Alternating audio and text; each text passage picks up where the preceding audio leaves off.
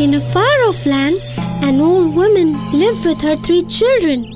They were all kind and helpful. The children were very fond of different treats from their mother and always asked her to prepare something delicious for them to eat.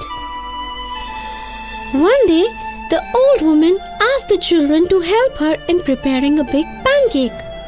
All 3 of them were equally excited and were willing to help.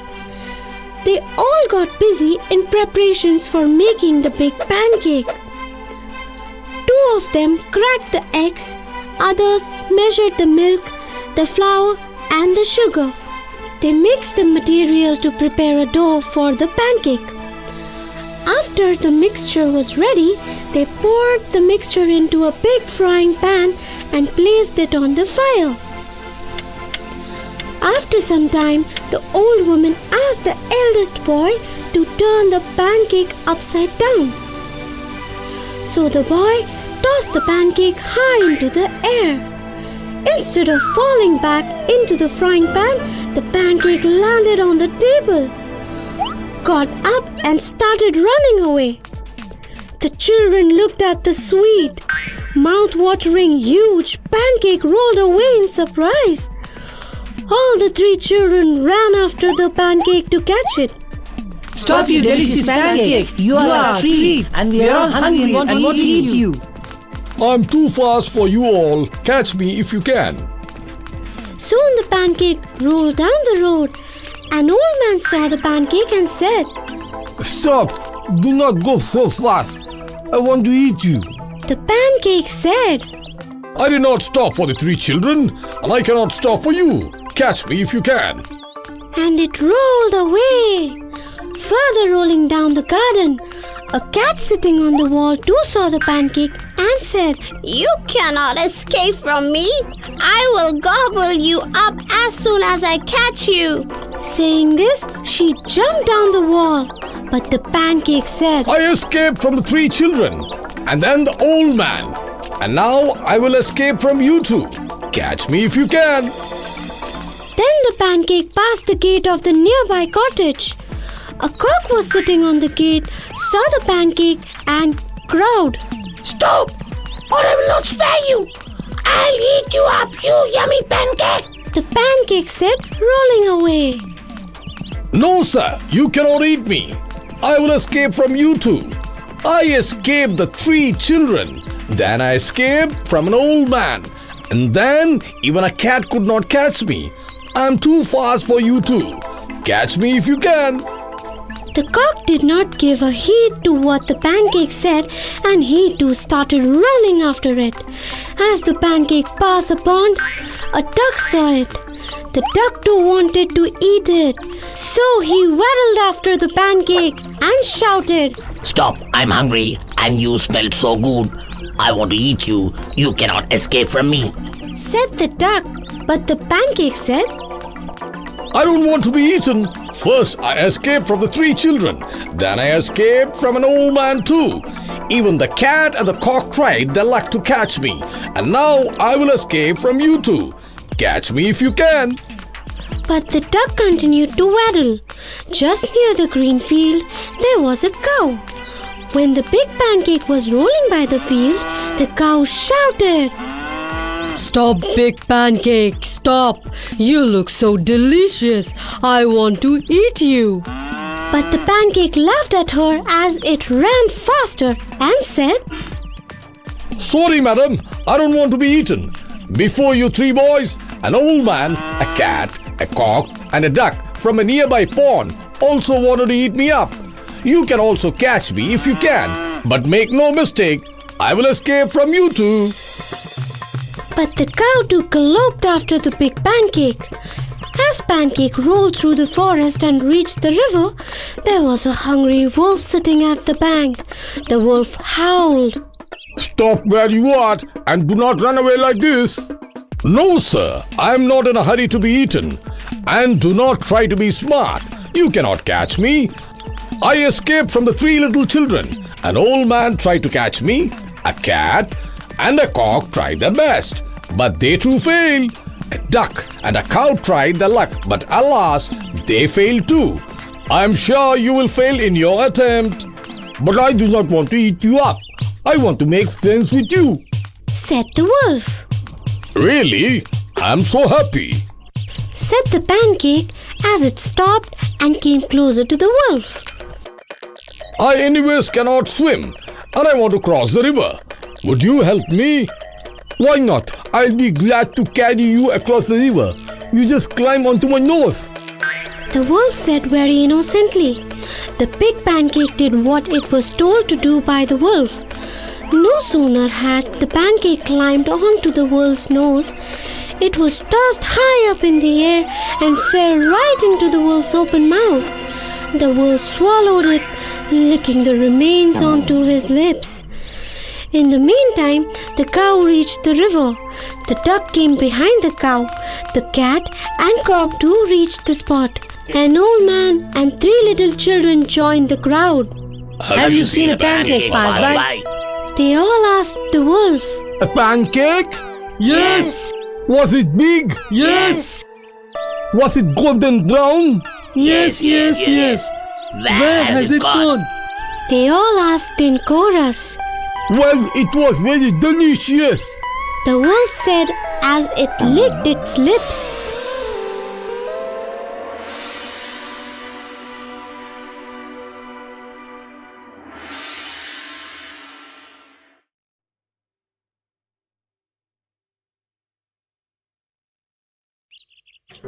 Once upon a time, a girl who wore Red Color Riding Hood was bringing treats for her grandmother.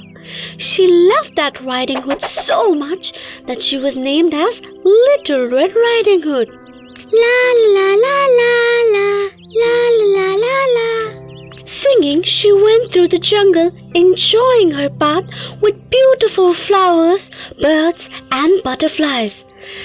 At a particular point, she got distracted by beautiful looking colorful flower. She thought, won't my mom be happy if I add those beautiful flowers with this wine, cake and bread? But my mom told me to head straight to the grandmother's house and not get distracted or talk to strangers. Collecting flowers won't take much time. Ignoring her mother's sign, she went off the path and started collecting flowers. While collecting flowers, she caught a sight of berries ahead in the jungle. Her stomach growled. Oh, I have hunger. I'm sure my mother won't mind if I have a small feast of those berries. Her face lightens up and she further adds, and I can take some for Granny too. Oh, she will love me for that. She went more deep into the forest collecting those berries when suddenly bush behind her makes noise. Suddenly a big bad wolf approached her. She was little scared to see the wolf. What are you doing out here, little girl? The wolf asked in a voice as friendly as he could. I'm on my way to see my granny, who lives through the forest near the brook. She is all alone, so I'm going to visit her. Little Red Riding Hood replied graciously. By the way, I'm Little Red Riding Hood. I'll head on first and let your grandmother know that you're on your way, so that you can continue picking up these berries. The wolf said cunningly. Oh, thank you so much, Mr. Wolf. Also, tell her I'm getting good treat for her. She will be very happy.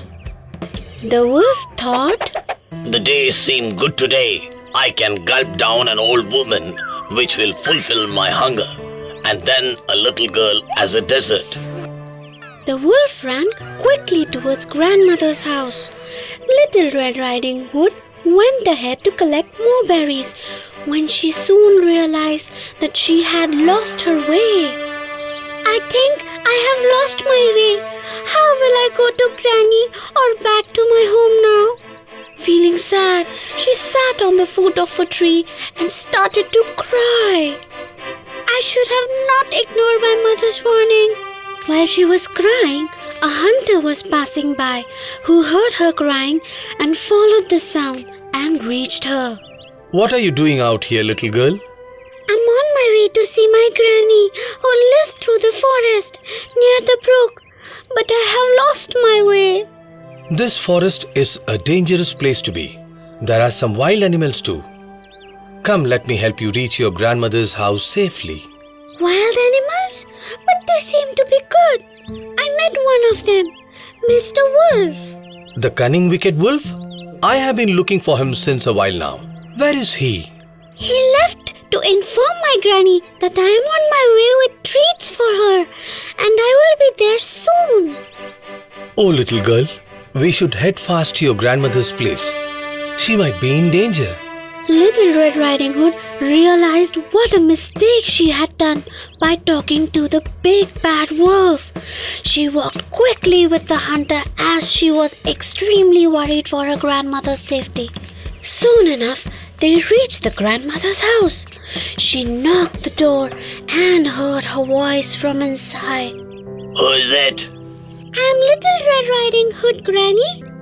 I came to meet you and got some treats for you. Oh, please come in, my dear. The door is open. The hunter said, You should go and meet your grandmother while I guard your house from that wolf. She went inside the house and saw Granny in the bed.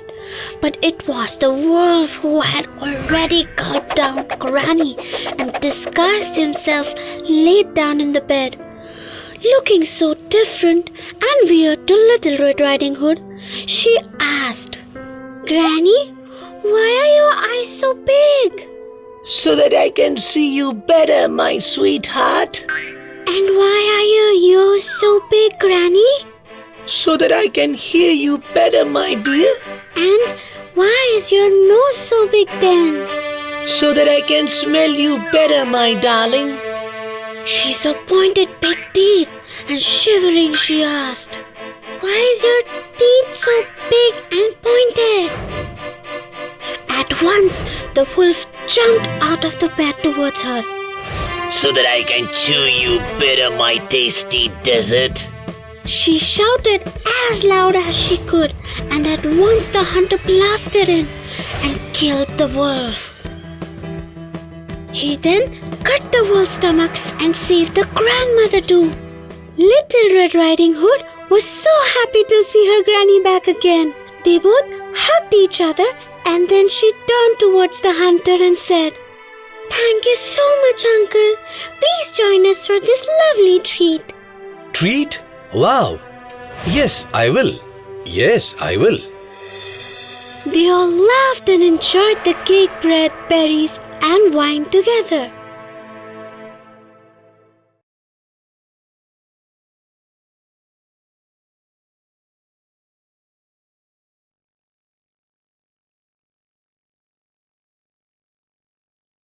Once upon a time, there lived an evil ogre. He was extremely dangerous and had special powers of shape-shifting into animals. He used to change into a dangerous animal and used to hunt people from the nearby village for his meal. People of that village were scared for their lives. No one knew where he lived or where he comes from, except one cat named Puss from the village. Puss was a dear pet of an old miller from the same village. The miller had 3 sons. The 2 elder brothers were very lazy and left most of the hard work to the youngest. When the father died, all he owned was divided between his sons. The mill he left to the eldest son, the donkey to the second, and to the youngest he left his dear cat Puss. The elder brothers left the youngest on his own, and so he was very unhappy. He said, Alas, this cat is of no use to me, and I am too poor even to feed her. While he was sitting and thinking what he should do to get his bread and butter, Puss jumped and said, Don't worry, master. I'll get your doing for you. The miller's son could not believe on his eyes, and rubbing it in surprise, he said, You can talk? Your father left me to you as I can do many other things if you do what I tell you to do. What can I do? Only buy me a hat, a pair of boots, and a large bag. Leave the rest on me. The miller's son spent his last pennies and gave him a very smart hat with a feather in it, a pair of brown-colored boots, and a nice large bag. The cat then put on his pair of boots and his hat and then took his bag and at once headed towards the jungle. It was a rare thing to see, and so miller's son called him Puss in Boots. Puss picked some carrots from the farm on his way to the forest and put them in the bag. Not very far from the mill, there was a rabbit warren where Puss put that bag down with its mouth wide open. He then hid himself into the bushes.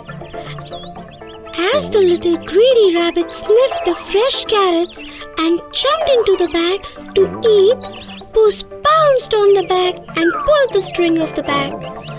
Puss carried the bag with a fat rabbit in it on his shoulder and came to the king's palace. He bowed before the king and said, Your Majesty, I have a present for you from the estate of my master, the Prince of Carabas. Taking a fine rabbit out of his bag, he said, My master has sent this rabbit for you with his respects. The king accepted the present. In the days that followed, Puss in the Boot regularly visited the king, carrying hares, partridges, and turkeys and presenting them all to the king in the name of Prince of Carabas. Finally, King told Puss, Tell your master that I am pleased to accept his gifts. One day, Puss heard at the palace that the king and his princess daughter were planning to drive beside the riverbank. He raced home to his master and told him about his visits to the king's palace. He then said to him, If you will follow my advice, your fortune is made. I want you to go and swim in the river. If anyone asks your name, you have to say that you are the Prince of Carabas and leave the rest to me. The miller's son did what the cat advised him to, and while he was in the water, Puss took away all his clothes and hid them in the bushes. As the king's carriage arrived, Puss ran towards them shouting, Help! Help! Help my master, the Prince of Carabas! Hearing the shouts, the king ordered the carriage to stop and asked what the matter was. Bowing before the king, said Puss, Oh, your majesty, my master was bathing and someone has stolen his clothes. He will catch the cramps and be drowned. The king ordered his servant to ride back to the palace and get one of the best suits for the prince. When the miller's son put on the royal suit, he looked just like a prince. This is my master, your majesty, the Prince of Carabas. Puss graciously introduced the miller's son to the king and the princess. Though miller's son was poor, but he looked as handsome and smart as a prince for anyone to doubt about. The king invited him to sit in his couch and said he would drive him home. Puss told the coachman where to go and ran ahead of the carriage across the field. On his way, Puss met some haymakers. He warned them, If the king asks you to whom does these fields belong, say it belongs to the Prince of Carabas. If you don't say so, the king's men will cut you into pieces. The haymakers were so frightened that they promised to obey the cat. Puss warned everybody who met him on the way. The king, who passed by after some time, wished to know, and so he asked, To whom do these fine fields belong to? The haymakers answered. To the Prince of Carabas. King was very pleased, and turning to the miller's son, he said. You have a fine property. Running ahead, the clever cat reached the huge castle where he knew the ogre lived. Though terrified, he entered the castle boldly and said, Oh, great ogre, I'm a great admirer of your paws. The ogre was pleased to hear it. Puss further said, Dear me, I would like to see your ogre ship. Yes, of course. replied the ogre in full pride. In a flash, the ogre turned himself into a lion and roared loudly. It is amazing that you can become as big as a lion. But can you become a small creature such as a mouse as well? Puss asked the ogre bravely, Ha ha ha! It's not a problem at all. said the vain ogre, and he changed himself into a little mouse. Puss sprang upon the tiny mouse and gobbled him on the spot. At that very moment, the king's coach stopped at the ogre's castle. Puss came out and bowing very low, he said, Welcome, your majesty, to the castle of the Prince of Cadabas. The king, the prince, and the miller's son went inside the castle with Puss and sat down to a great feast. The king was very pleased with the miller's son and thought him such a good match for the princess. He turned to the miller's son, saying, Will you marry my daughter? Your majesty, it's my pleasure to marry such a beautiful princess. Soon the miller's son and the princess got married and lived together happily in the castle. Puss in the Boots became a great lord and lived in comfort for the rest of his days and never ran after the mice anymore.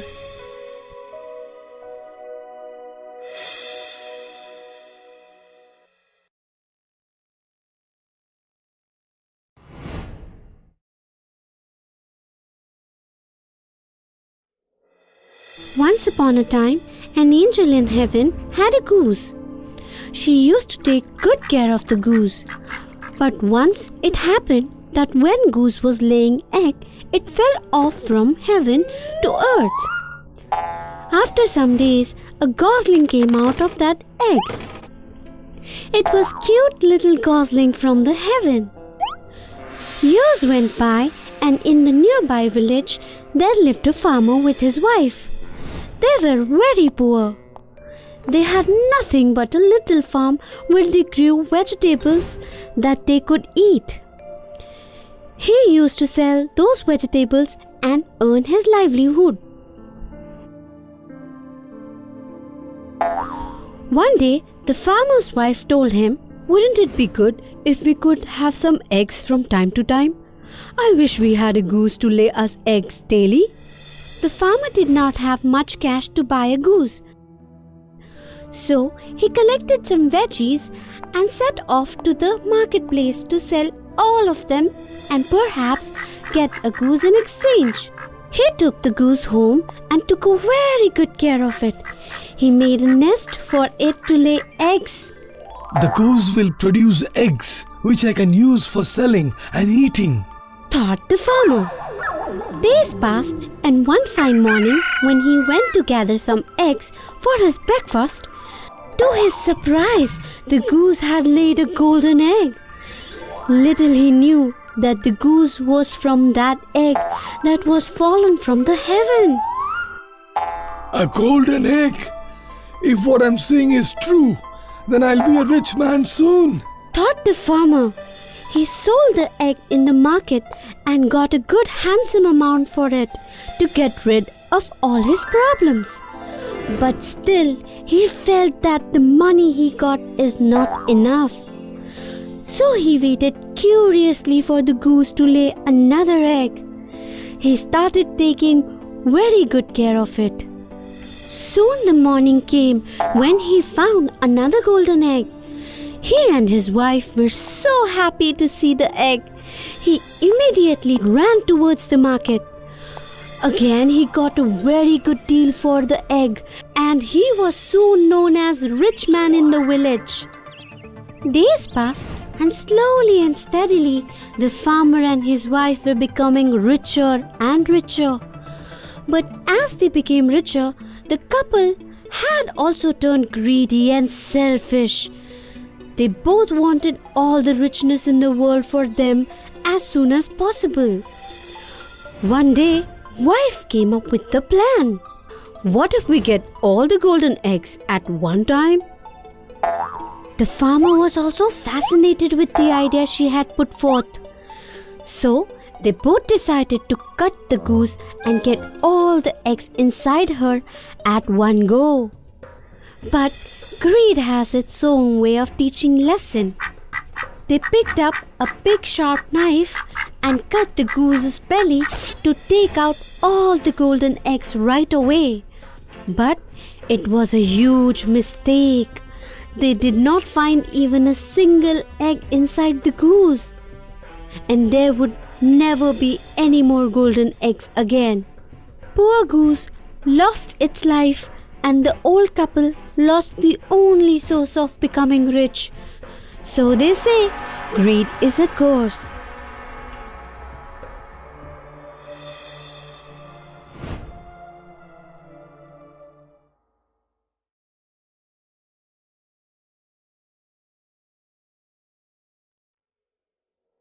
Once upon a time, very long ago, an old couple lived in a village far away in a little cottage. The old woman was very fond of cooking and making special treats every day. One day, she read in her recipe book how to bake a gingerbread. She decided to make one. To enhance her treat, she made a figure out from the dough. Figure of a boy.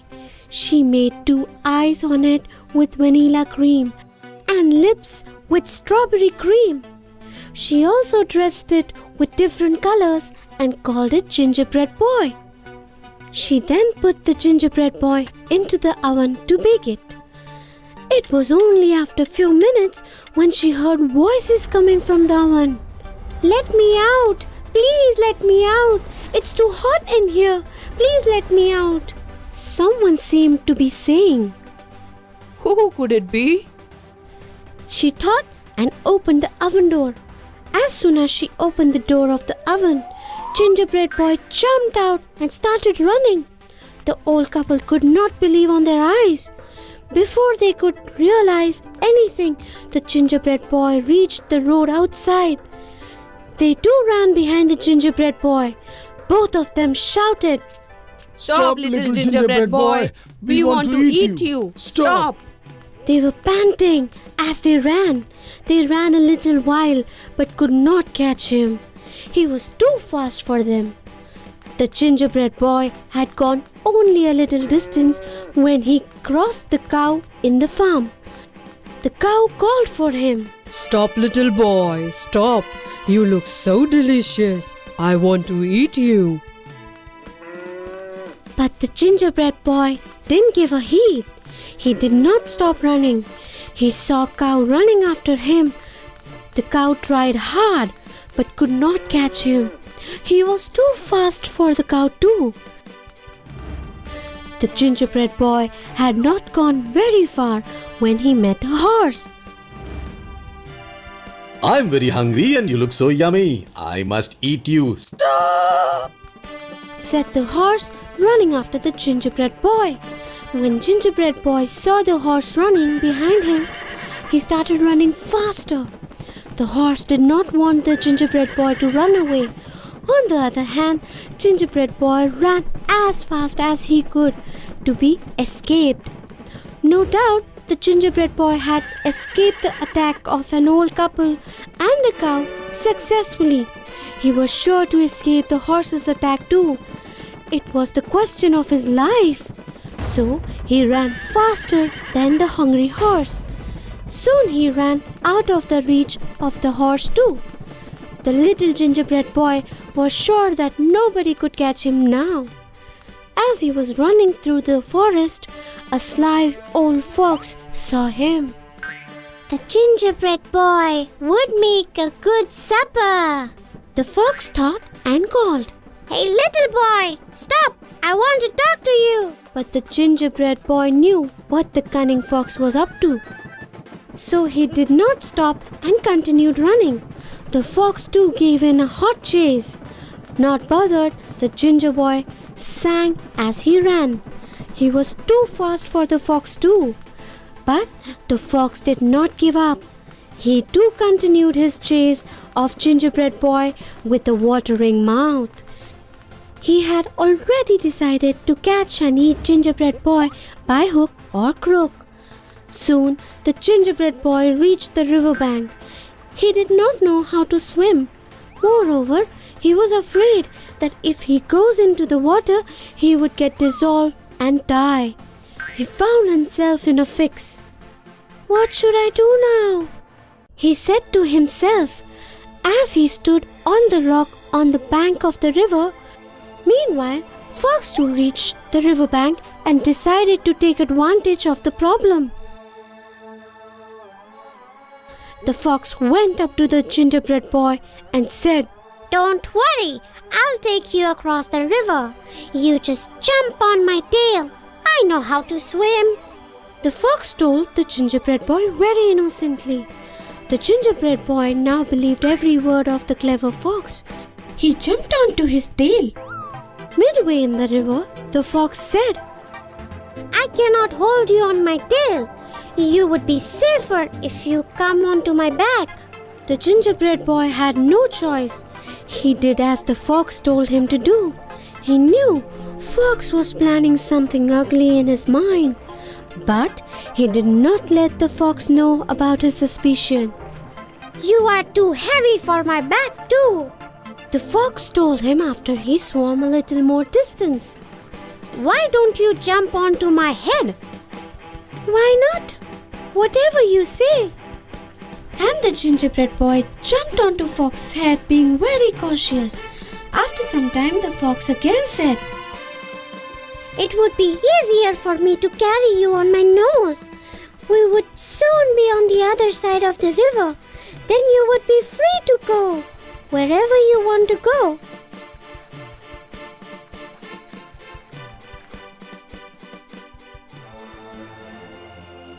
As soon as the fox reached the other end of the river, he tossed the gingerbread boy high up, and the fox was ready with an open mouth and closed eyes to gobble him up in no time.